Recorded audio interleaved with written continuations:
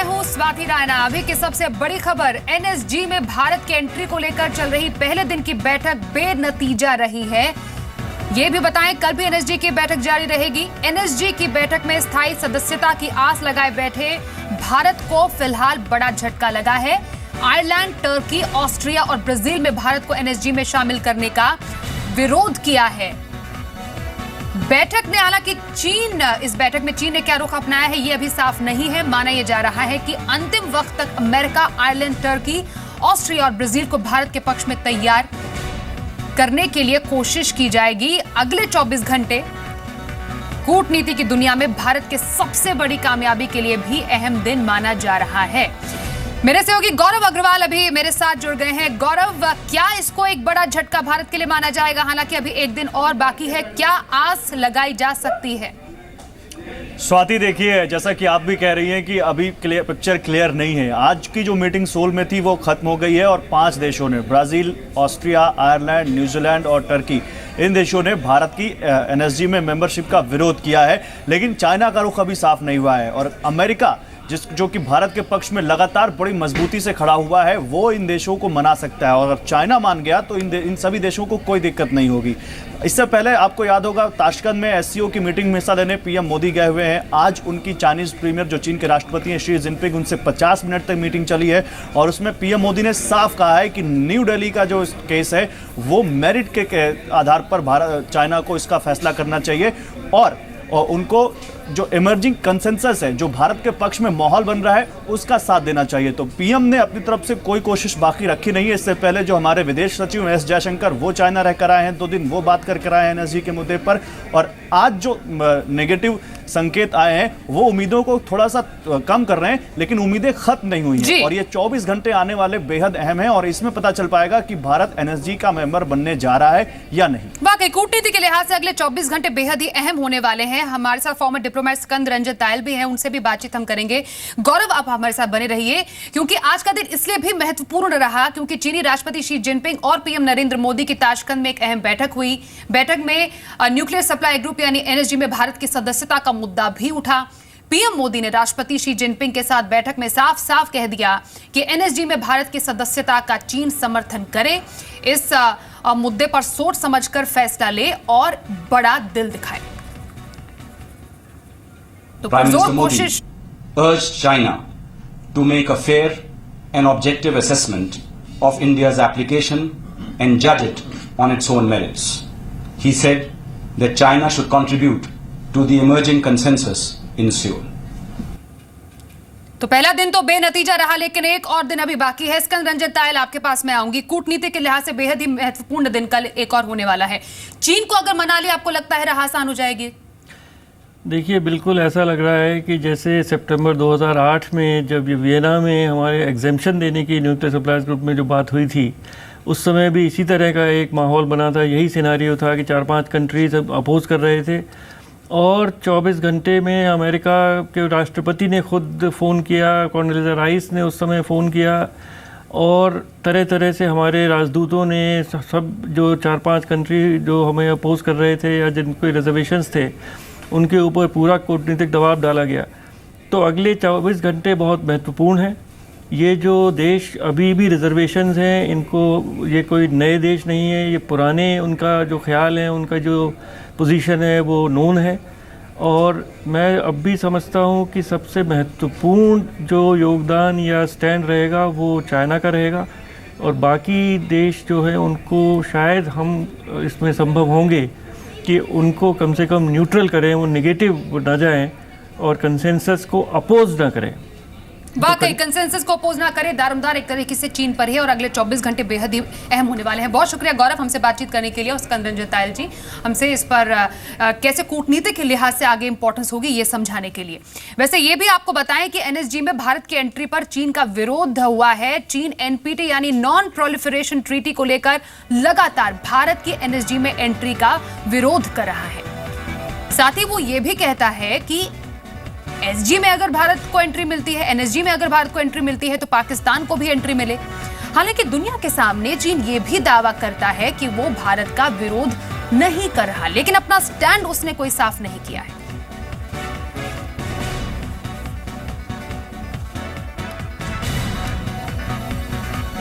तो आखिरकार भारत को एनएसजी में शामिल क्यों होना चाहिए, इसके क्या फायदे हैं, ये हम आपको एक एक करके बताते हैं। भारत को परमाणु तकनीक आसानी से मिल जाएगी, ये इसका एक बहुत बड़ा फायदा है। भारत को परमाणु ऊर्जा संयंत्र बनाने की भी छूट मिल जाएगी, इससे बार बार भारत कोशिश कर रहा है कि एनएसजी में शामिल हो।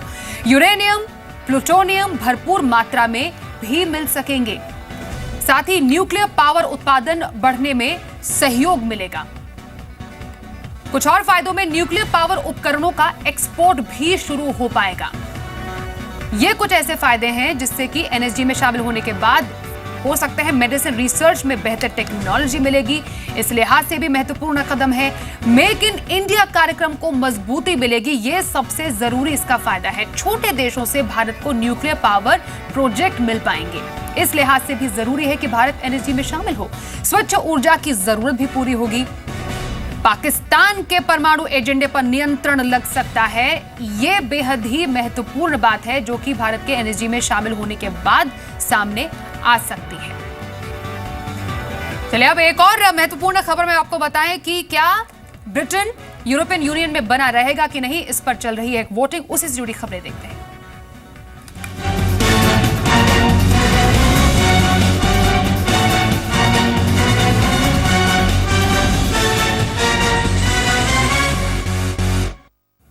ब्रिटेन यूरोपियन यूनियन का हिस्सा रहेगा या अलग होगा, इस पर ब्रिटेन में जनमत संग्रह हो रहा है। भारतीय समय के मुताबिक सुबह 5 बजे से नतीजे आने शुरू हो जाएंगे और साथ ही साफ हो जाएगा कि ब्रेक्जिट होगा या नहीं। ब्रिटेन के प्रधानमंत्री डेविड कैमरून ने लोगों से ब्रिटेन को यूरोपियन यूनियन में रखने के पक्ष में वोट डालने के लिए कहा है।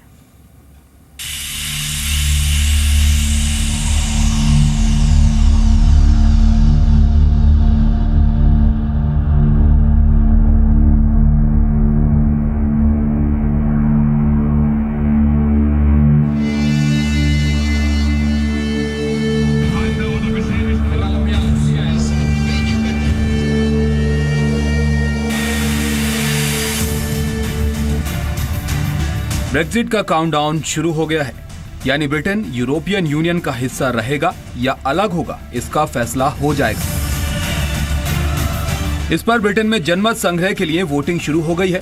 ब्रिटेन के पीएम डेविड कैमरन ने भी वोट डाला। वोटिंग शुरू होने से पहले उन्होंने लोगों से ब्रिटेन को यूरोपियन यूनियन का हिस्सा रखने के लिए इमोशनल अपील भी की। I am passionate about this country. I am wildly patriotic about what we've done in the past and what we can do in the future. And the sort of Great Britain I want, an even greater country, doesn't walk away, it doesn't quit, it stays and it fights. British PM David Cameron Britain को भले ही European union में रखने के पक्ष में है, लेकिन उन्हीं की पार्टी के कई नेता इसका भारी विरोध कर रहे हैं।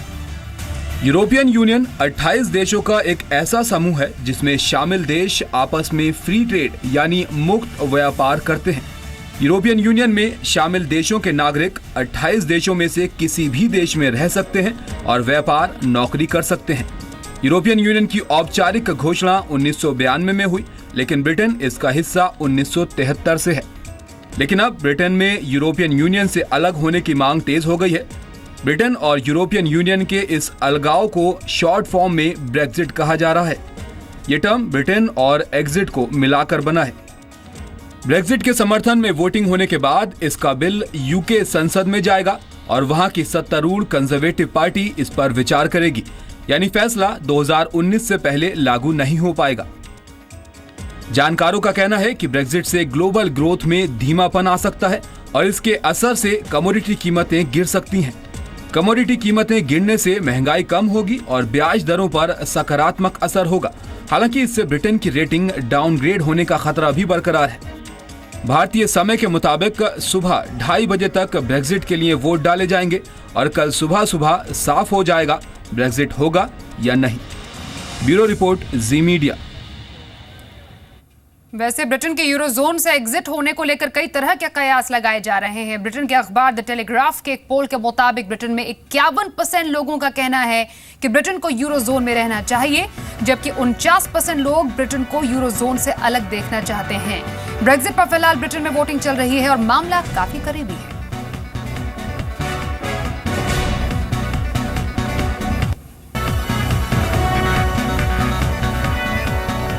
ब्रेक्जिट ब्रेक्जिट होता है तो भारत पर इसका क्या असर पड़ेगा, आपको और हमें क्या समझने की जरूरत है, क्या इंपैक्ट है, ये आपको बताएं। भारतीय आईटी कंपनियों का वीजा खर्च बढ़ जाएगा। कई ऐसी कंपनियां हैं जिनका एक्सपोजर ब्रिटेन में बहुत ज्यादा है, अभी ईयू देशों के लिए अलग वीजा नहीं है, तो ये एक बहुत बड़ा इंपैक्ट है। ब्रिटेन ने 2015 में 60,000 भारतीयों को ईयू वर्क वीजा दिया था। ऑटो एक्सपोर्ट्स का खर्च बढ़ जाएगा। ऑटो जो सेक्टर है उसको लेकर के एक्सपोजर कंपनीज का ब्रिटेन में है। ऑटो उपकरण बनाने वाली कंपनियों पर इस तरह से दबाव आएगा। ब्रिटेन में काम कर रही 800 भारतीय कंपनियों को नुकसान भी इससे हो सकता है। ब्रिटेन में काम कर रही भारतीय कंपनियों की इससे लागत बढ़ जाएगी, इसलिए कुछ कंपनियां जो है इस पूरे रिजल्ट को काफी करीब से देख रही है। यूरोप के दूसरे देशों के साथ दोबारा समझौता करना होगा, एक नई ट्रीटी, एक नया पार्टनरशिप बनाना होगा। पाउंड कमजोर होने से कंपनियों के मुनाफे पर भी साफ तौर पर असर पड़ेगा। इसका एक एस्केलेटिंग इफेक्ट होगा। अगर ब्रेक्जिट हो जाता है तो भारत पर ये तमाम इंपैक्ट होंगे। लेकिन बाजार में क्या उथल पुथल रही, इसके चलते ये भी बताएं। ब्रिटेन में जनमत संग्रह पर फैसले से पहले भारतीय बाजारों की सुस्त हुई और कारोबारी सत्र के दौरान निफ्टी ने 8,200 का स्तर भी तोड़ दिया था। लेकिन यूरोपीय बाजारों की मजबूत शुरुआत के चलते भारतीय बाजारों में रिकवरी देखने को मिली और कारोबारी सत्र के अंतिम घंटे में बाजार में जोरदार तेजी देखने को मिली। सेंसेक्स 27,000 और निफ्टी 8,250 के पार बंद होने में कामयाब रहा। कुछ सेक्टर्स में बैंकिंग और ऑटो शेयरों में सबसे ज्यादा खरीदारी रही। रियल्टी और पावर शेयरों में हालांकि कमजोरी देखने को मिली।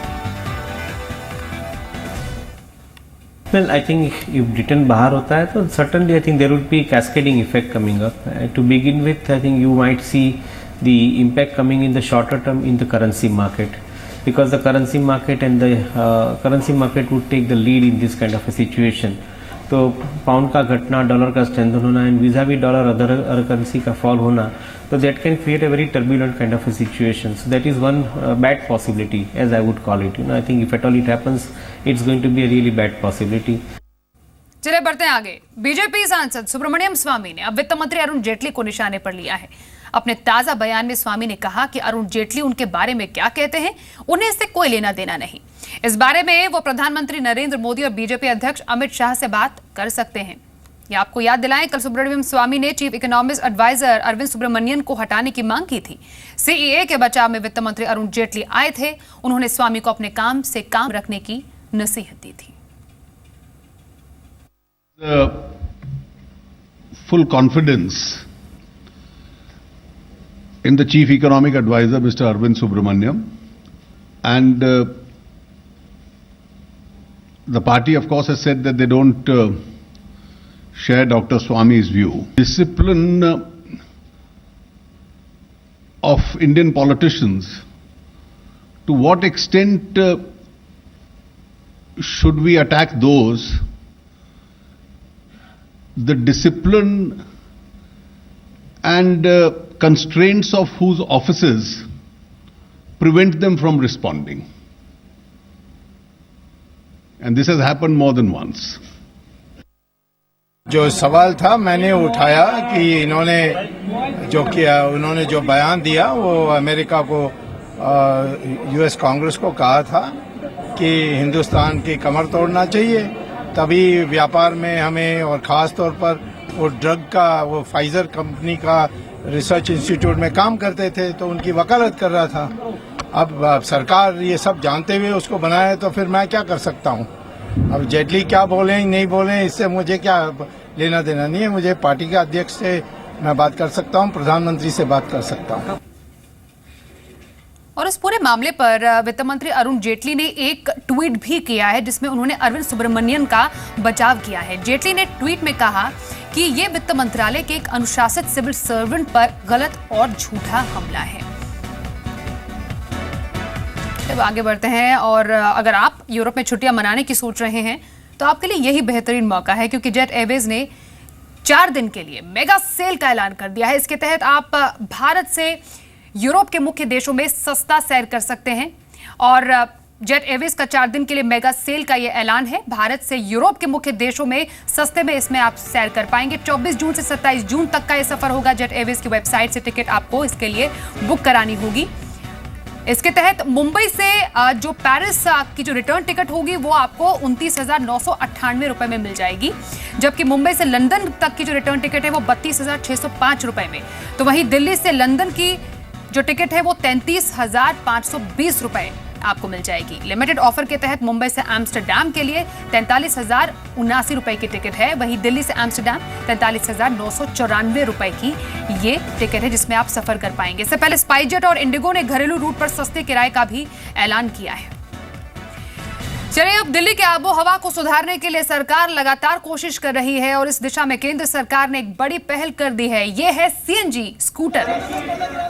अब बहुत ही जल्दी दिल्ली की सड़कों पर भी ये स्कूटर नजर आएगा। सीएनजी 2 व्हीलर्स के पायलट प्रोजेक्ट की शुरुआत आज पेट्रोलियम मंत्री धर्मेंद्र प्रधान और पर्यावरण मंत्री प्रकाश जावड़ेकर ने 50 स्कूटरों के साथ की। दिल्ली में इंद्रप्रस्थ गैस लिमिटेड ने प्रयोग के तौर पर इसे शुरू किया है। सीएनजी 2 व्हीलर्स में 2 सिलेंडर होंगे। हर सिलेंडर की क्षमता 1 किलो सीएनजी की है। दावा ये किया जा रहा है कि 2 लीटर सीएनजी में 120 किलोमीटर का सफर तय किया जा सकेगा, यानी 1 किलो सीएनजी में 60 किलोमीटर का सफर तय होगा। गेल का यह दावा है कि सीएनजी 2 व्हीलर से ट्रैवल कॉस्ट करीब 40% तक घटेगा। 1 महीने के बाद सरकार इस पर दूसरा पायलट प्रोजेक्ट भी शुरू कर दी। के साथ एक्टिवा स्कूटर में, और मैं बधाई देता हूं, मेरे को कहा गया आई टुक, शायद ये मेक इन इंडिया का एक नया उदाहरण है। तो स्कूटर और बाइक चलाते हैं, पेट्रोल अपने स्कूटर बाइक में भरते हैं, तो सीएनजी स्कूटर से आपको कितना फायदा होने जा रहा है, कितना सस्ता आपको ये सफर पड़ेगा, आइए आपको बताते हैं इन फिगर्स के जरिए। 2 लीटर पेट्रोल आप डालते हैं 132 रुपए का, माइलेज कितनी मिलती होगी आपको 60 किलोमीटर प्रति लीटर, लागत आएगी मतलब 1 रुपए 1 पैसे की प्रति किलोमीटर। अब यही बाइक में अगर आप सीएनजी डालते हैं तो 2 किलो के हिसाब से 76 रुपए आप सीएनजी भरवाएंगे, माइलेज 60 किलोमीटर प्रति किलो का और लागत होगी 63 पैसे प्रति किलोमीटर की। तो कितना फायदा हुआ, लगभग 80 पैसे का। स्कूटर में पेट्रोल भरवाते हैं 2 लीटर 132 रुपए का आएगा, माइलेज 65 किलोमीटर प्रति लीटर और लागत आएगी 1 रुपए प्रति किलोमीटर। तो वही स्कूटर सीएनजी का है तो 2 किलो के हिसाब से 76 रुपए और माइलेज 60 किलोमीटर प्रति किलो और लागत 63 पैसे प्रति किलोमीटर की आएगी। तो सफर सस्ता होने जा रहा है आपका। चलिए अब मॉनसून की रफ्तार जारी है। मौसम विभाग के मुताबिक अगले 3 से 4 दिनों में मॉनसून दिल्ली, हरियाणा और पंजाब में पहुंचने का अनुमान है। पिछले 2 दिनों से मॉनसून तेजी से आगे बढ़ा है। मौसम विभाग का यह कहना है कि अगले 3 से 4 दिनों में मॉनसून पूर्वी राजस्थान, पश्चिमी उत्तर प्रदेश के अलावा पूरे मध्य प्रदेश को सराबोर कर देगा। इसके अलावा मौसम विभाग ने पूर्वी उत्तर प्रदेश और कर्नाटक के तटीय इलाकों में भारी बारिश का अनुमान जताया है। इन इलाकों में शुक्रवार और शनिवार तक भारी बारिश की संभावना है। मौसम विभाग के मुताबिक मॉनसून पूरे देश में 15 जुलाई के तय समय से पहले पहुंच सकता है। देश में दालों की किल्लत दूर करने के लिए नीति आयोग लॉन्ग टर्म योजना पर काम कर रहा है। इस बारे में आयोग ने सरकार को एक प्रेजेंटेशन भी दी है। आयोग का यह कहना है कि 2020 तक देश में दालों की किल्लत दूर कर ली जाएगी।